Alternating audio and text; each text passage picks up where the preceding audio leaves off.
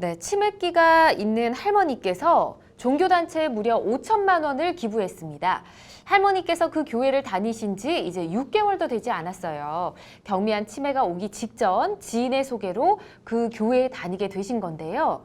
저희 가족들은 할머니 자의에 의해 기부를 했다고 생각하지 않습니다. 누군가 치매기가 있는 할머니를 꼬여 돈을 기부하게 한 게 아닌가 싶은데요. 종교단체에서는 할머니 자의로 돈을 기부했다며 절대 돌려줄 수 없다는 태도이고, 할머니께서는 정신이 오락가락합니다.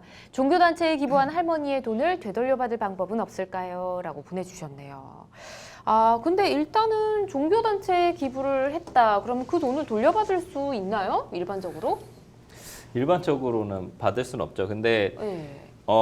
저희 지금 뭐 기부금을 하면은 네. 뭐 세액공제를 해줍니다. 연말정산 때 보통 연말정산 그렇죠. 때 세액공제를 해서 뭐 기부금 10만 원 공제, 이상. 뭐 네. 이렇게, 네. 그렇게 해서 환급받는 경우들은 있는데 네. 지금 얘기하시는 기부금을 돌려받는다라는 거는 증여계약을 취소한다거나 뭐 계약을 무효로 만든다거나 이런 얘기를 하시는 것 같아요. 예. 그래서 뭐 우리가 뭐 한정치상자, 과거에 한정치상자 성년 후견 관련된 부분을 말씀을 하시는 것 같은데 우선은 원칙적으로는 없습니다. 방법은 없다. 네. 알겠습니다. 자, 근데 지금 할머니께서 치매를 앓고 계신다라고 하거든요. 그러면 이 할머니 뜻대로 기부를 한 게 아니다라고 볼 수도 있지 않을까요? 그렇죠. 이제 치매 정도에 따라 달라질 네. 것 같아요. 달라질 것 같은데 이렇게 이제 연로하신 노약자들 그리고 이제 뭐 치매로 인해서 정신이 네. 건강하지 않은 사람들은 예전에 과거에는 한정치산자라고 그랬었어요. 한정치산자 그래서 한정치산 선고를 받으면 한정치산자의 법률에는 취소할 수 있도록 되어 있거든요. 네. 왜냐면 정신이 온전치 않으니까. 그렇죠. 근데 그래서 지금 성년 후견으로 바뀌었는데 성년 후견 개시 심판을 받은 사람은 마찬가지로 피성년 후견이 있는 법률행위 취소할 수가 있어요. 근데 지금 이분은 아직까지 후견 개시 심판을 안 받았잖아요. 네. 안 받았기 때문에 단순히 치매를 앓고 있다는 것만으로는 이 아까 그 민법에 따른 취소는 어려울 것 같고요. 네. 하루빨리 좀 빨리 성년 후견 개시를 받으셔가지고 더 이상의 법률행위를 좀 제동을 걸어야 되지 않을까 네. 생각이 듭니다. 알겠습니다. 그럼 일단 병원에서 뭔가를 발급을 받아야 되겠네요. 그렇죠. 병원도 받고 법원에 신청을 해야 돼요. 법원에 성년 후견, 신청해서. 알겠습니다. 근데 할머니께서 치매가 있다는 사실을 알고 누군가가 일부러 이걸 좀 악용해서 기부를 하게 했다면 그 상대방을 좀 처벌하고 싶을 텐데 이건 가능할까요?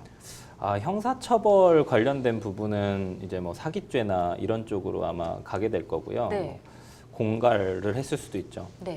그래서 뭐 재물을 뭐 탐했을 수도 있는데 형사처벌보다는 지금 원하시는 게 사실은 계약 취소 관련된 부분인 것 같아요. 증여를 한 거잖아요. 기부금으로 증여를 한 건데 즉 네. 증여계약에 대한 취소는 민법상 이제 사기 강박에 의한 취소가 있어요. 그래서 뭐 110조의 사기 강박 취소를 할 수도 있고 사실은 만약에 이게 불공정한 법률 행위였다. 네. 정말로 이 사람을 악용해서 속여가지고 아니면은 어떤 중요 부분에 대한 부분을 뭐 왜곡해서 상대편 아예 이해할 수도 없는 상황을 가지고 그냥 자기들끼리 막 만들었다. 뭐 그럼 뭐 당연히 사무소 위조 되겠지만 중요한 건 104조의 불공정한 법률 행위로서 무효도 만들 수 있거든요. 네. 그러니까 사실은 어렵지만 뭐 104조나 110조 위반으로 해서 민법상 법률 행위를 취소하거나 무효를 해서 돈을 다시 돌려받을 수는 있겠죠. 근데 그게 또 할머니가 하셔야 되는 부분이라서 그 부분은 또 대리인 선임을 좀 잘 해서 해야 될 것 같습니다. 네, 지금 5천만 원이면 금액이 큽니다. 좀 잘 진행을 하셔야 될 것 같고요.